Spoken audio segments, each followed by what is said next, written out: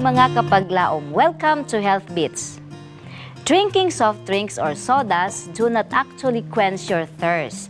Try to examine a bottle of soft drinks and this is what you will discover. Ingredients: carbonated water, sugar, caramel color, phosphoric acid, artificial flavor, and caffeine. This is why several studies concluded the harmful effects of soft drinks. It softens the enamel of the teeth, causing to cavities. It damages the liver. It is carcinogenic. It can cause osteoporosis due to phosphoric acid. It may cause kidney problem because of its diuretic effect. It is addictive because it contains caffeine.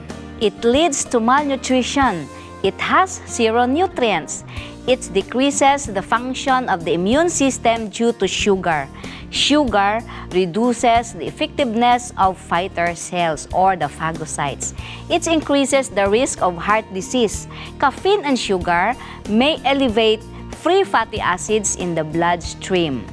Soft drinks are especially harmful and dangerous for children because of the greater concentration of caffeine and sugar in their body. Next time someone would offer you soft drinks, say no. This is Miss Laila reminding you, whatever you drink, drink only that which is for longevity. Be healthy. It's a wise choice.